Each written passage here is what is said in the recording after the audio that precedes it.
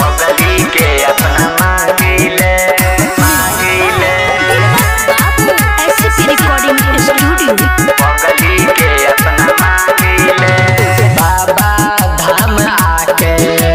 पगली के अपना मांगिले पगली के अपना मांगिले बाबा धाम आके पगली के अपना मांगिले नाया बानी कवरिया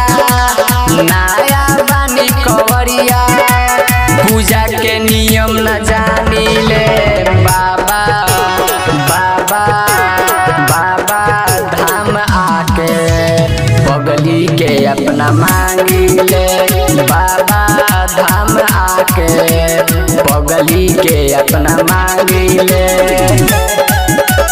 पगली के अपना मांगिले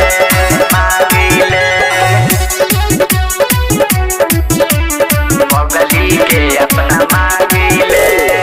सुल्तानगंज से जाके जल भरले बानी हो कौन ख्वाइश नइखे तोहर के मानी हो बाबा होई है सहैया दूर करी है बलैया नाया बानी कवरिया नाया बानी कवरिया पूजा के नियम न जानिले बाबा बाबा बाबा धाम आके पगली के अपना मांगिले बाबा धाम आके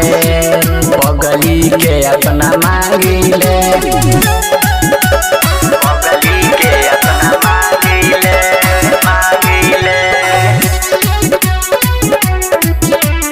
पगली के अपना मांगिले नितेश अभिनाश भी अइले बरसात गेरुआ गमछिया के बानी के माथे सब होई खुशहाल कहतावे विशाल नाया बानी कवरिया नाया बानी कवरिया पूजा के नियम न जानिले बाबा बाबा बाबा धाम आके पगली के अपना मांगिले बाबा धाम आके पगली के अपना मांगिले पगली के अपना मांगिले।